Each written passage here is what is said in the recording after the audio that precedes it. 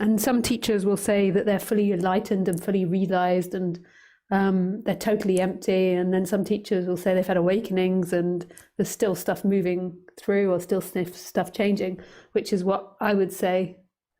I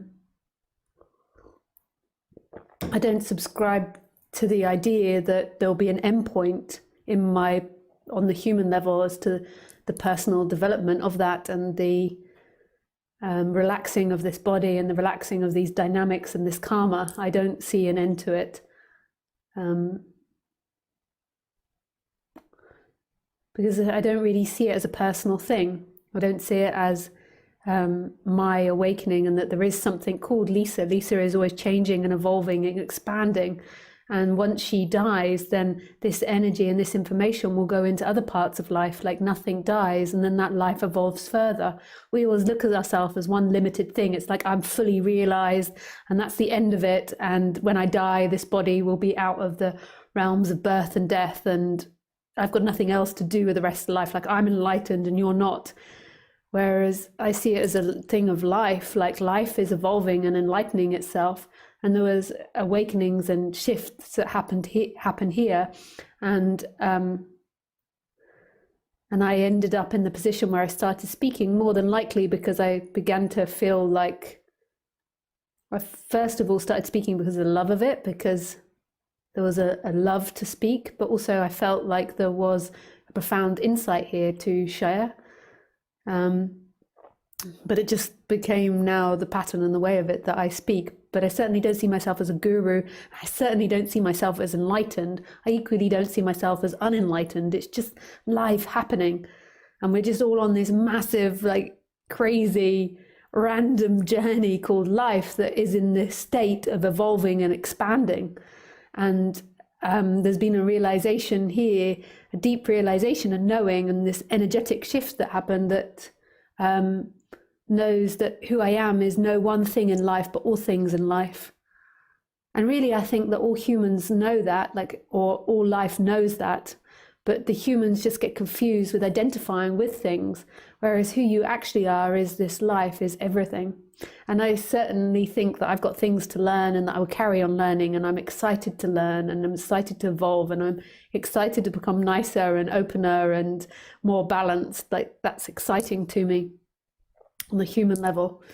And I full out admit that I don't have perfect behavior. I can get angry, I can lose my temper, I can get irritable, I pick up other people's energies, I can act out other people's energies, but I also can be really lovable and nice and kind. I can cross people's boundaries, they can cross mine. Like I do all types of things that all humans fall into the trap of. But there's also this deep knowing, and nothing really lasts for long, because there's this deep knowing of who I am, that the magic, what we seek, what the love that we seek, what we're seeking for is never in time, is never in the future. It's never in being a perfect human, in an emotional state, in a way of being.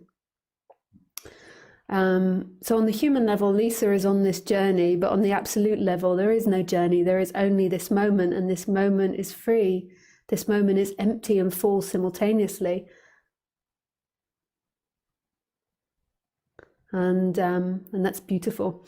The guru tradition, however, tends to be, and the guru that I went and did those talks at tend to be that they are fully enlightened and that they have no more dynamics left, and everything else is other people's dynamics, and that everything they say is right, and that you can't interpret their behavior through the human mind. So if they were to get angry, it's crazy wisdom. If they were to be abusive, it's for your own good, it's to help you, it's to evolve you, and everything is a gift of a guru. That's a really extreme end of the guru, but it's really prevalent in non-duality. But there's many teachers that you could name that have that, and I really don't subscribe to it. It's not something I enjoy or like, and even when I was a seeker, I tended to stay away from that. But if it's something that floats your boat and you find there's something you get out of it and that you grow and you expand, I don't have an issue with it, but it's certainly not something that I would want to get involved with. And if I were to work with you one-on-one, I would really make you question your predisposition about what a guru is and what it is to be enlightened. However, however, I'm not right. I'm not trying to say I'm right and you're wrong. If it's something that resonates for you, then that's your thing, and that's okay. It's okay that I have a different opinion from you. I'm not some guru that's like, I am right. Everything I say is right. If you don't think or understand what I mean, then you'll never get enlightened, all these types of things. I'm very wary of the group mentality and what can happen around gurus. And I do feel like that can be quite unhealthy for people to especially if you're into it, you have a lot of intuition, to have this intuition of something and then constantly be denied it, especially if you've had that through your childhood. It can then lead to many years of being in this organization where you're having, where you keep experiencing that your feelings are wrong. And I don't see that that's like for somebody to have feelings and to have an intuition and then being told it's your mind. I think that maybe can be unhealthy for someone. Like it can be detrimental rather than something that helps you grow. I found this happen to me a lot being sensitive, and thankfully I began to work out that I had to just trust myself, like what my body says, and it's still something I do. I have to keep reteaching myself to trust my body and not listen to what other people tell you or what other people don't want to admit themselves. So, and then there's also these other dynamics about donating to the guru, which is very typical. Like normally the devotees donate lots of money to that guru, and an ashram is built. I don't have an issue with that. I think that it's okay to donate money. I'm not just saying that because I'm sitting here talking as a teacher.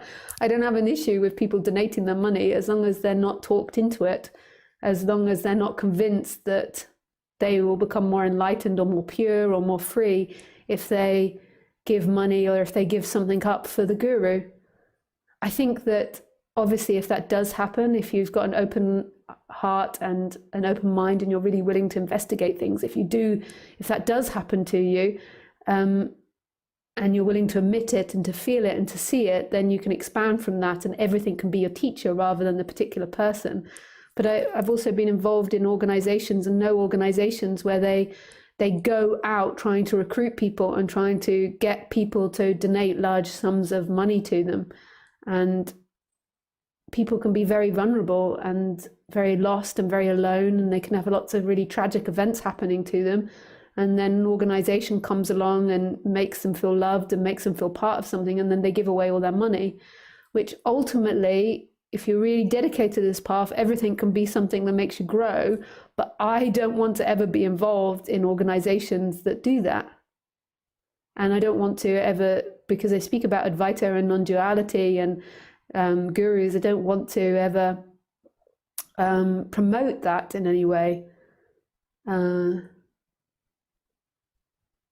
think that it's a human game, that it's human dynamics, and the big mistake of making somebody a guru is that they can't do any wrong, because the idea of the guru is the guru's got a pure mind and that you haven't, and everything the guru does is right. So if the guru sends people out, recruits people to recruit people and to get money and to get donations, then this is considered the work of the guru. It's the same in Christianity when you've got these organizations that say that they are the next Messiah, or they're channeling Jesus or something, and everything that they speak is God's word or Jesus's word, and then you have to listen to it and you have to follow that. I think that following these types of characters that are very sure of themselves and very convinced that they're finished, that they're done, they've got no human dynamics left, which to me seems impossible, that they're totally empty. This seems like an impossibility, but like those those types of characters can be very attractive to a lot of people that feel lost or feel insecure or feel like they don't know what to do with their lives. Then looking to someone that's got a very strong will can be very attractive. It's what helped us survive for thousands and thousands of years, to look to somebody that had very strong wants and will and was a very strong leader. And then the last few hundred years, that we've begun to collapse this idea of dictatorship or this idea of one leader, of monarchy, and we've begun to move more towards democracy, so more towards the whole, which has problems in itself because it means, like some people say, it means that stupidity runs. So if the whole are running the country and we're doing it on votes, like not everyone can be informed about politics and economy and the best way forward, but yet if everyone votes, then it becomes like a popularity contest and like lack of information, so people are voting on stupidity. So I understand that as well, that has problems. So let's go back to what the guru, what people proclaim that they are. So they say they're empty, so they have no wills or wants anymore, and you personify it, so you think that it's this body that's empty, whereas this body is designed to be human. So this it's not a personal thing. It's not this body that's empty. What happens is that consciousness, which is everywhere, goes back to itself. So that consciousness is sucked inside the body, and then it suddenly energetically shifts and goes back to itself, and suddenly it's consciousness looking and this stillness looking, and it is empty and full, and that's who you are. And so you could say it's emptiness appearing as fullness, but it's still looking through these machines. Now, over time, that sudden shift is going to have effects on the body. For me, it was quite sudden and dramatic, that shift. For a lot of people, it's just a gradual fading out, like just you slowly seep into this expansiveness. But for me, it was quite dramatic, and overnight, some dynamics fell away and there was a shift in my personality. But what I've noticed is over the years, like old traumas or old habits or old seeking patterns dissolve, and Lisa becomes more and more relaxed and more wise and less reactive. So that's what I notice. And then I don't believe that ends, because humans are evolving, our language is evolving, our information is evolving, our knowledge is evolving. So I don't see that as an ending point. Like, so whatever we think now in 100 years will be really dated. Whatever we believe now will be really dated. Whatever we feel now will be dated. Like, our feelings are evolving. So in 200 years, we might have more ways of feeling. So that'll be more ways to expand. It's not an end point. We're always looking and believing that we are this somebody inside this body, that we're conscious inside this body, and it's this body that gets enlightened. It's not this body that gets enlightened. There is no body that gets enlightened. There is a shift back to who you are, which is consciousness. And then that body mellows to that, but that expansiveness, that expansion to that realization will go on endlessly. Because once this body dies, that information will have been passed on to people I've touched or people I've had in my life, and then it'll be lived on in them. And then when they die, it'll be lived on in the next ones. Like, we think that the information of this human belongs to someone, but who does it belong to? There's no one it belongs to. Like, when we're born, we're born with this DNA, this information which builds us, and then we learn it from the outside, and we say, this is us, this is someone separate. There is nobody separate. There is nothing which is separate. It's so beautiful.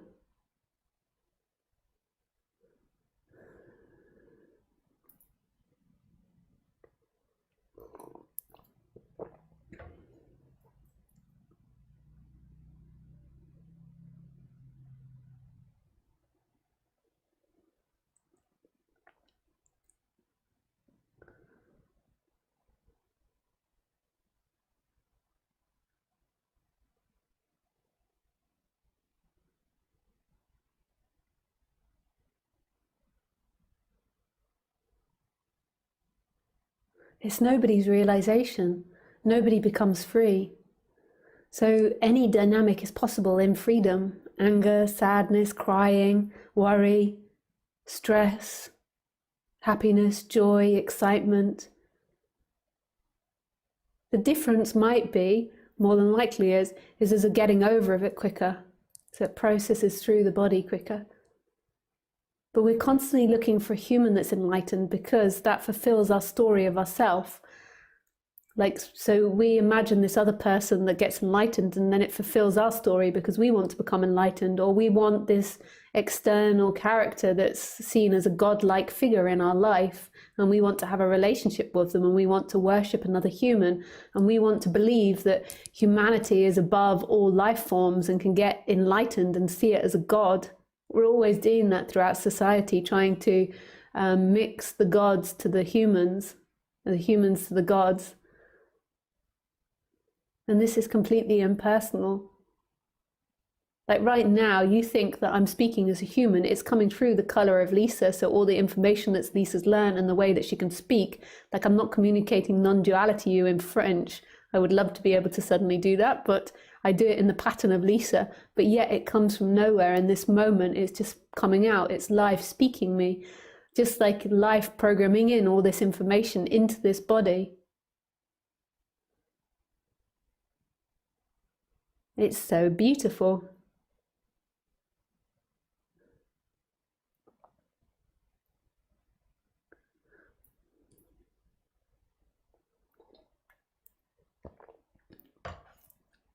So the goal of non-duality is to have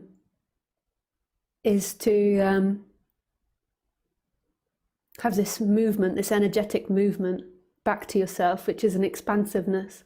That who you are now is everything that's appearing. It's non-bounded. It's this empty looking that's full.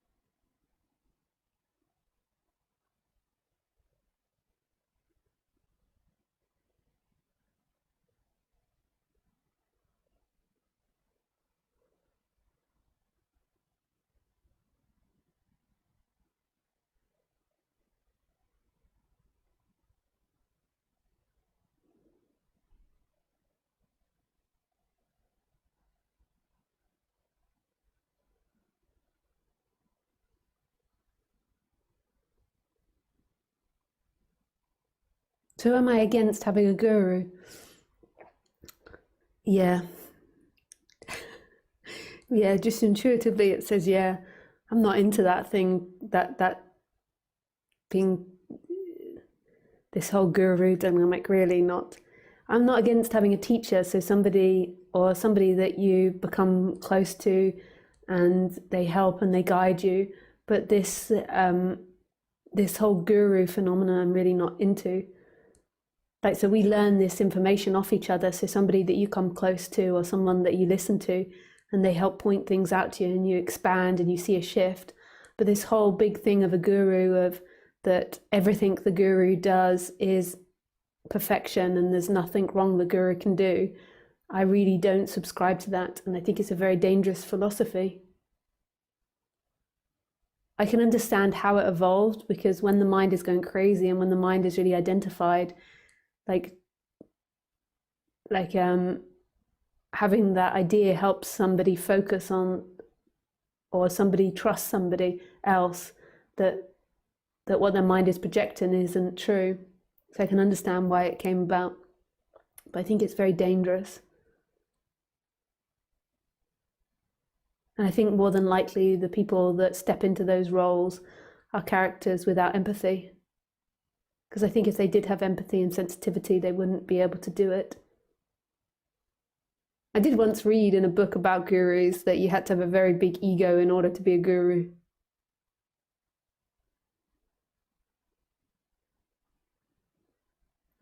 So yes, I am against this idea of a guru. It's not my cup of tea at all.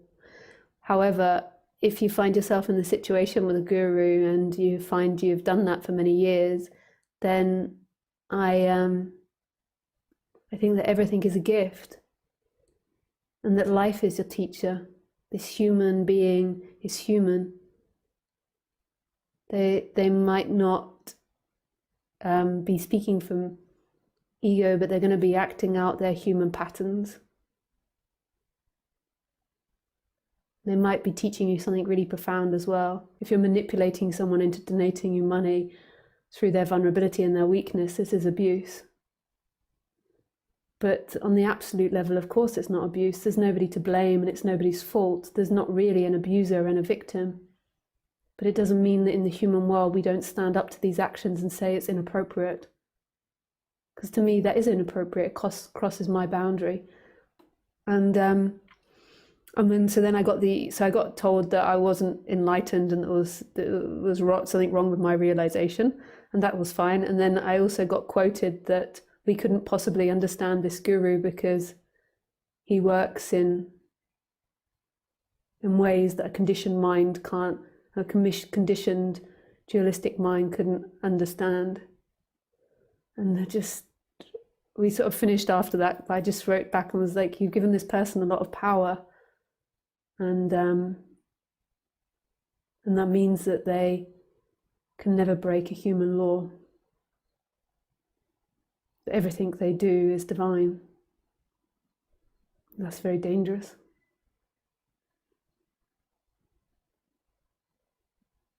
I'm not into that. But on the ultimate level, nobody can ever do anything wrong because it's all life. But we mix it up so much. And this is where we get into all the problems. We think that Lisa can never do anything wrong. Of course I can do things wrong. Of course I could do things wrong. There's many things I can think of where bringing up Khaleesi. I didn't have a child, but I miraculously gave birth to a dog, which was quite surprising. I thought I was going to have a baby and then I had a Khaleesi. And there's many things that I have, I look back and I realize that weren't the best for her, and I can look back and I can realize how I could have done it better, but it's ultimately not my fault. It's just what happened. There's nobody to blame, but our ability to distinguish what we did wrong and what we can do better helps us in the future to make things easier for ourselves. There's nothing wrong with that functioning of our brain, but on the ultimate level, me and Khaleesi are completely innocent. I make so many mistakes with humans, with interactions, with behaviors, pushing people's boundaries, crossing people's boundaries, not being firm enough, believing someone when I shouldn't, trusting people when I shouldn't, lying. I sometimes lie, not like really seriously. Like I have like one of my dislikes is dishonesty, and I really try to be honest as I can, but sometimes I just find a lie comes out.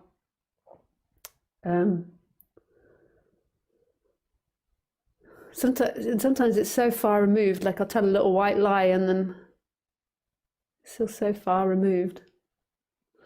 I can be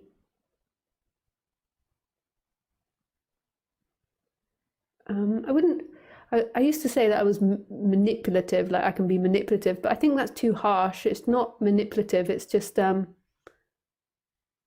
like I can focus, I can be persuasive. Like manipulative tends to involve like the idea of lying or dishonesty or doing it against someone's will.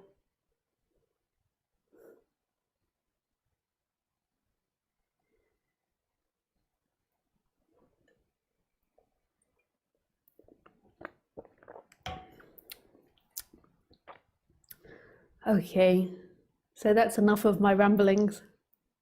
Let's see if there's any questions.